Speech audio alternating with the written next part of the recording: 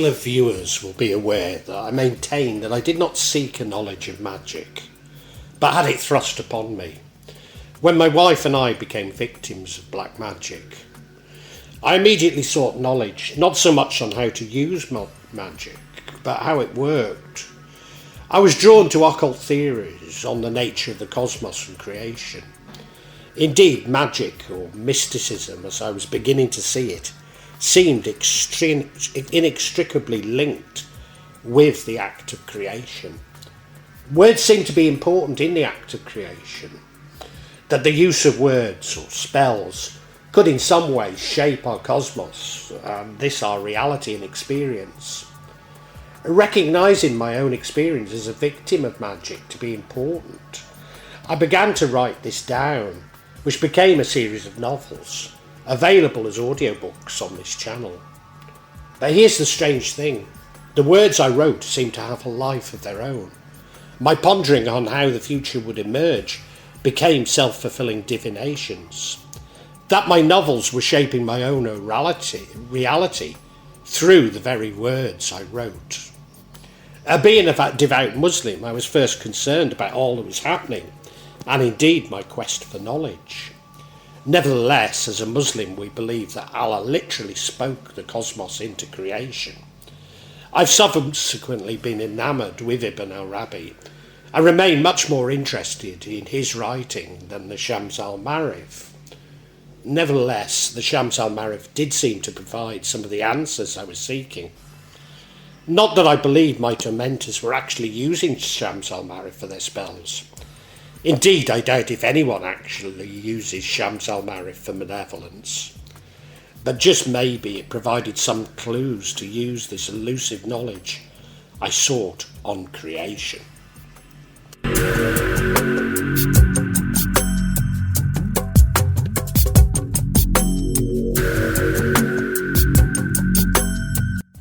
At the heart of Shams al-Ma'arif is the use of the 99 divine names of Allah. Each of these divine names has a specific meaning, and hence likely outcome from using them. 7 of which are associated with an angel, day of the week, planet, holy book, and prophet. Controversy arises as each of the angels is associated with a jinn king, and thus an army of jinn. They may also be associated with parts of the body that could, at least theoretically, be used for malevolence.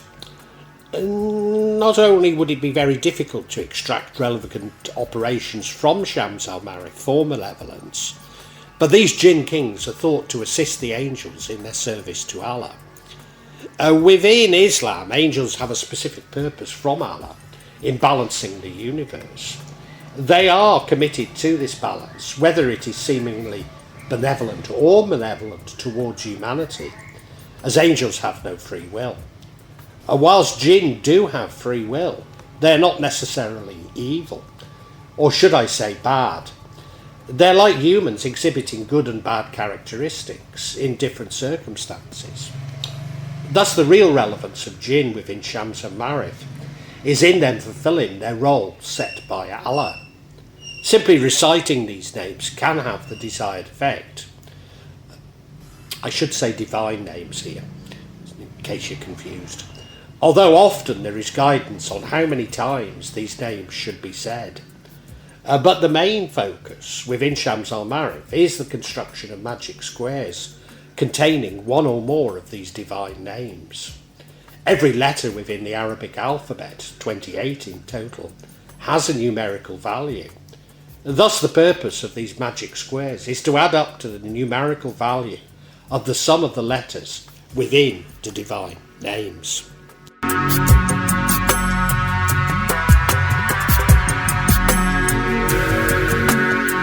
Whilst each of the 28 letters of the Arabic alphabet has a numerical value that I've shown in previous vlogs, the letters themselves also have other meanings or associations, namely the mansions of the moon being 28, one of the 7 angels and associated jinn, or jinn kings, the 4 elementals and thus cardinal points, attributes, responsibility, quality and part of the body.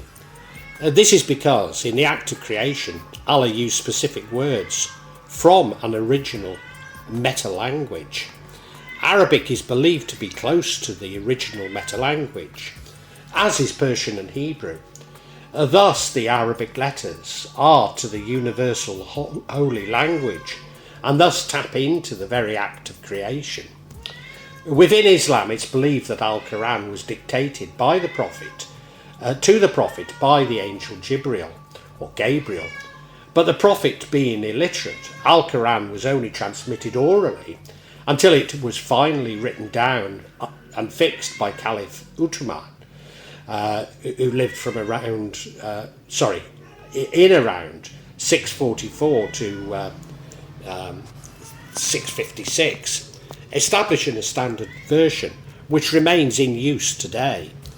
This is the reason why Muslims do not consider translations of Al-Quran to be authentic, as the act of translation inevitably leads to some interpretation, not least as the classical Arabic, which it is written in, often has many meanings when translated, for example into English. Because Al-Quran is seen as divinely created, many Muslims read greater elements into its rather idiosyncratic organisation. This includes where differing letters appear in the text. Al-Mushkatat are combinations of between 1 and 5 Arabic letters, figuring at the beginning of 29 out of the 114 chapters of the Quran, just after Basmala. The letters are known as Fatiha, or openers, as they form the opening verse of the respective surahs.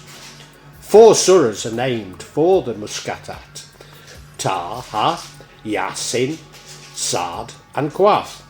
The original significance of these letters is unknown, and maybe they're abbreviations for either names or qualities of God, or for the names or content of the respective surahs.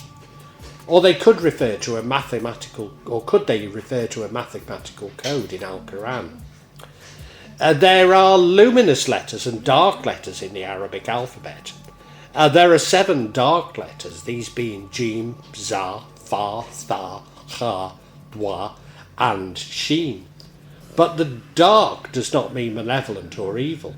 It simply means that none of these 7 dark letters can be found in the opening chapters of Al-Quran, called an Al-Fatiha. Furthermore, this chapter is universally considered a cure for all physical and metaphysical imbalances and illnesses. Although Shams al-Ma'arif does include sections on Huruf, or Ilm al-Huruf, a form of gematria based on divination, Al-Buni's main consideration on Huruf can be found in additional manuscripts thought to be written by Al-Buni. In particular, Sharu al-Bahatiyah, Al-Buni links the Arabic letters to the mansions of the moon, the days or the lunar months. So let us look at the meaning of each of these 28 Arabic letters. I do need to apologise. I've extracted these from a number of sources. There are often alternatives, and I may also have repeated errors that are purposely incorporated in manuscripts to keep the knowledge occult. Lacking anything but a basic knowledge of Arabic, this is the best that I can establish for now. They are listed numerically by their mansion. Thus the first Alif is the first mansion. Each is associated with a Manzil zodiac, which is also shown.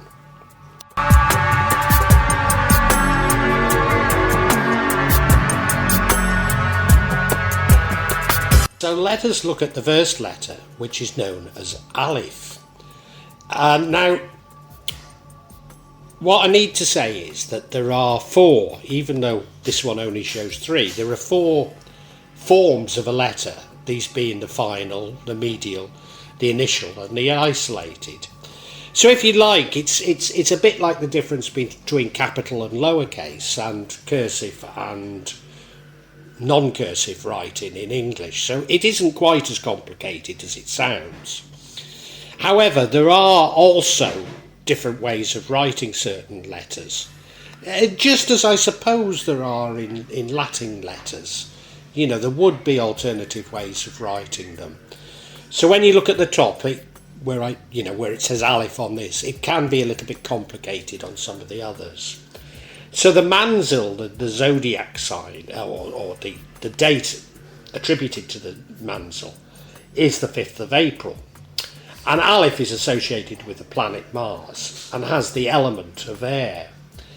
The virtue or operation is hot, dry, but can also mean messages. And it's associated with the angels Samsa'il and Jibril.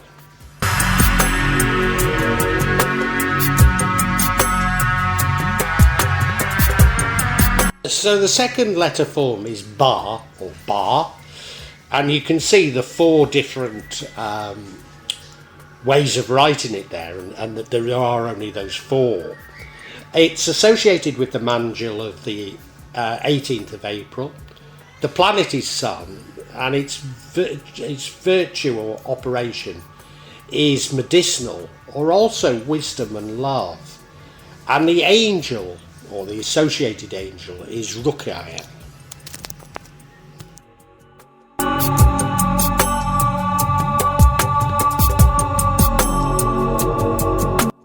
The third letter is known as Jim. It's associated with the 1st of May, and it's also associated with many stars.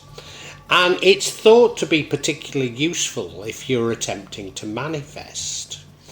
You'll note that there's much less written on this slide than on previous ones, and that's simply because some letters are thought to be more important than others.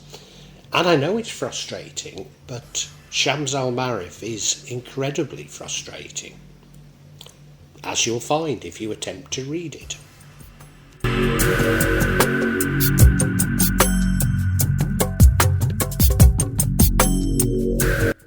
And now we have Dal, the only associations I can find for this being the 14th of May and evil.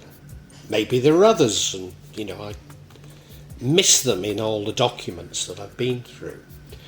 I'm going to leave these up for a little while, just if you're wanting to write them down, however.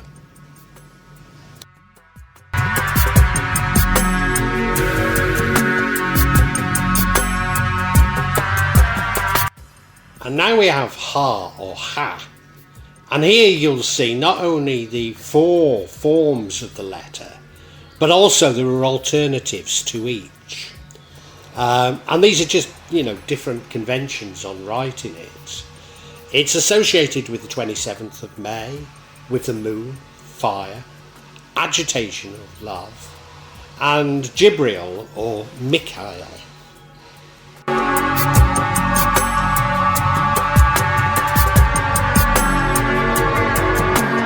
Wa, 9th of June and reconciliation.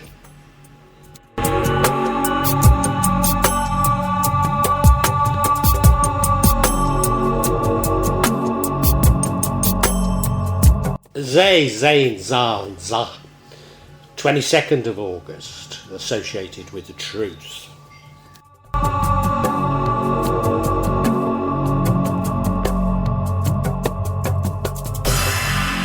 Ha, or Ha, associated with the 5th of July and with corruption.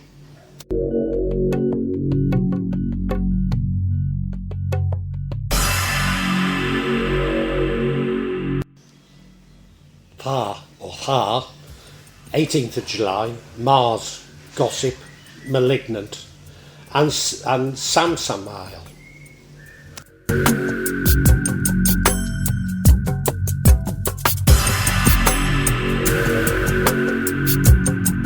Ya, or Ya, and this can be either both good and evil, and therefore, because you don't know how it's going to work, it's not really suited to mystical use. In future, I'll just put can be good or I'll just put good or evil on the slides, but you know that maybe they shouldn't be used.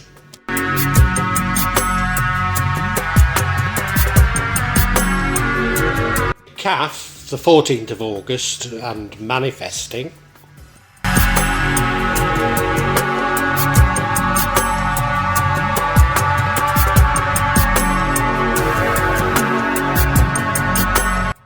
Lam, 27th August, earth or water, death or passion, good or evil, Uzrael or Israfil.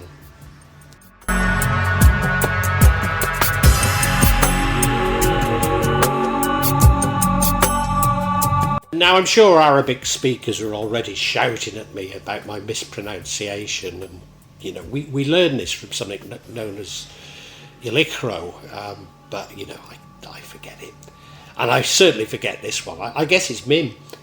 9th of September, Mercury, teaches magic, travel on water, and Mikhail.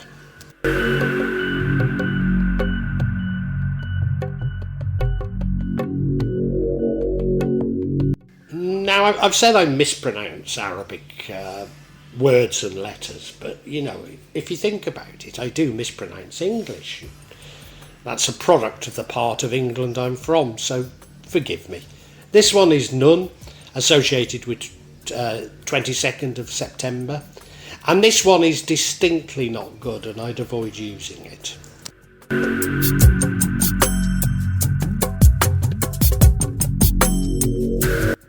Sin, which is associated with 5th of October and success.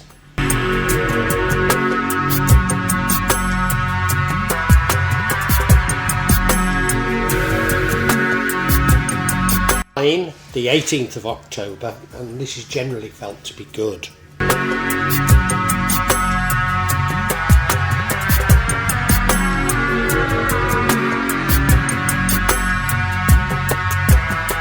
Far or Far, 31st of October, Jupiter, again good, and Safiel.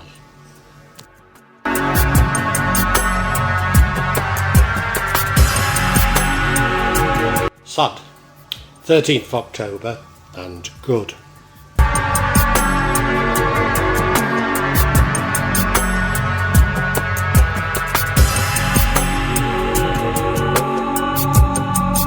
Af, 26th of October, the Sun, Alchemy, both good and evil, so therefore don't use, and Rukial.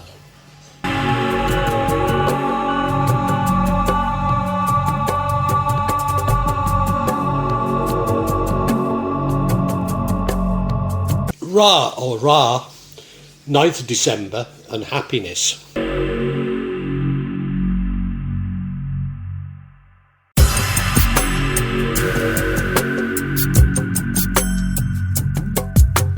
Shin, 22nd of December, Venus, both good and evil, and Anil.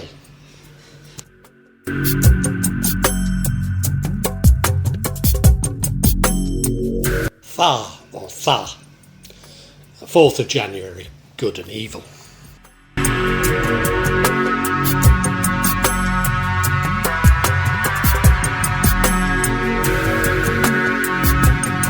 Ta or Ta, 17th of January, and travel.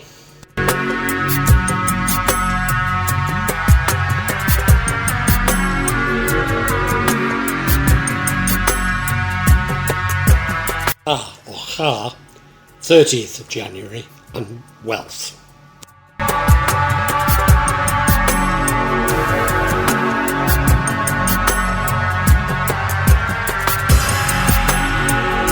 Oh, 12th of February, and love.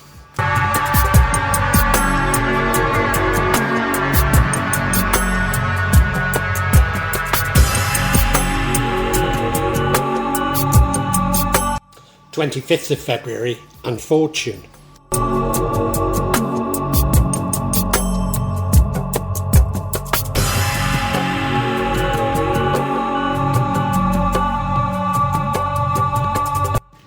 Za or Za, 10th of March, both good and evil.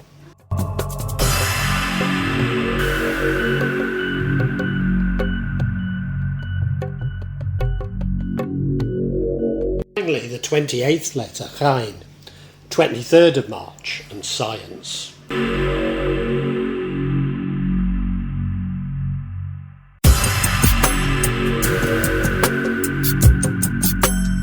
We're going to look at how a roof is used by Al-Buni to construct talisman, and we find the following.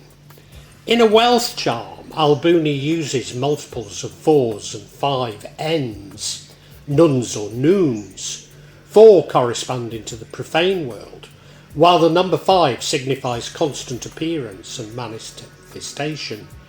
Nun has a numerical value of 50, which itself represents benefit. There are a total of 45 ends or noons in this talisman. The number 45 represents the planet Saturn and the archangel Uzrael. 4 plus 5 equals 9, a number connected to the amount of attainment, satisfaction and accomplishment. Thus the talisman can be carried in a wallet by a person who wants to have financial abundance or preserve wealth.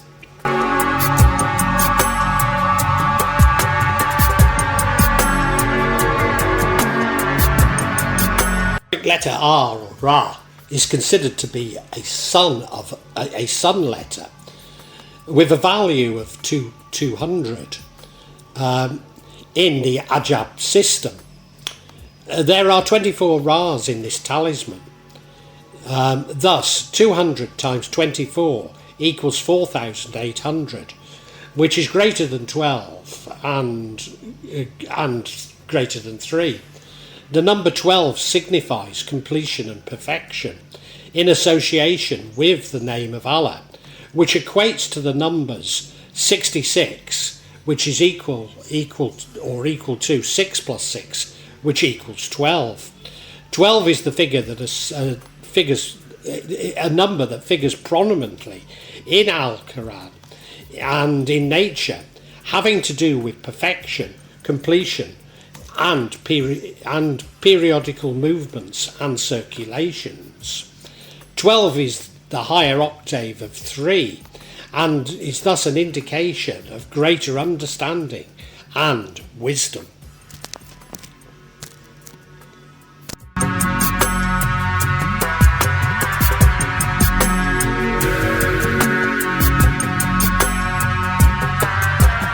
Arabic letter Shin, Sheen or Sin is a solar letter with a numerical value of 300, which is related to the element of fire. Shin is also one of several letters in the Arabic alphabet that is constructed of 3 upward lines with dots above it, which might be said to represent the kingdom and the king-like qualities of majesty and dignity. Thus this charm is thought to bring majesty and dignity to the user. It is related to the angel Jibril, whose name in the Ajab system has a value of 245. Thus it also has the ability to protect and purify, to breathe Allah's spirit into the owner.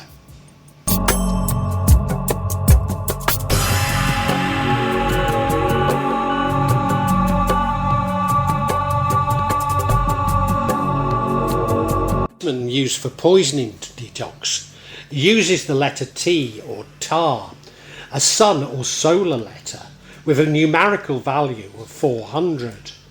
This is connected to the idea of ending, as in 4 phases of the moon, crescent waxing and its eventual waning. It is, as well as 4 elements, the directions, seasons, the 4 humours, warm, cold, dry, humid, etc. The number 4 can also mean one undertakes a task with full concentrating energy. Ta or tar is usually categorized as corresponding to the element of air, but also to the earth element in some systems. In particular, this particular talisman is used to heal a person who has been poisoned, especially one by a venomous snake, insect or scorpion.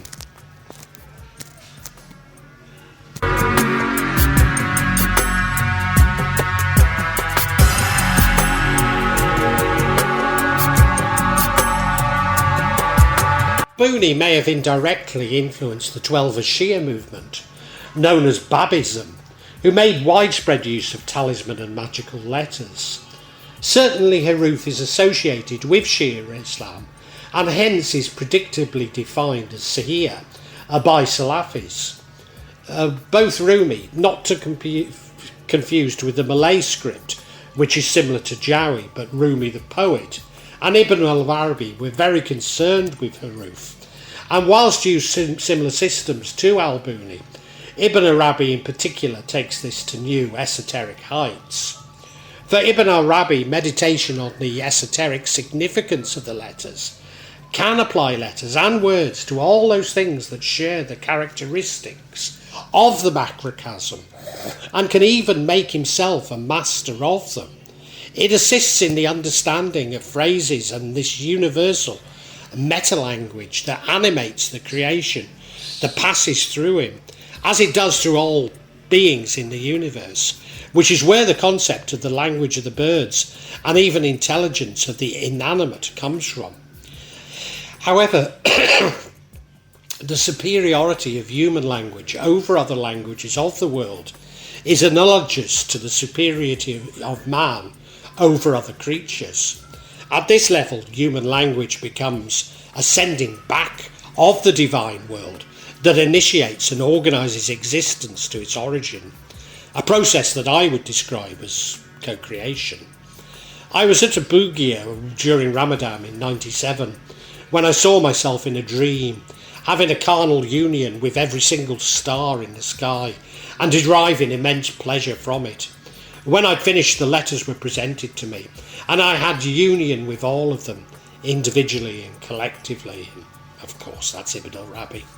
The science of Huruf was developed further by Fazl Astra-Abadi, whom began a Hurufi or letterist movement. Astra-Abadi was Persian and believed the Persian language and letters to be closer to the original meta-language. Born into a Sunni family, Astra-Abadi was certainly a Sufi, but some argue that he was Shia. He was certainly particularly influential within the Shia movement.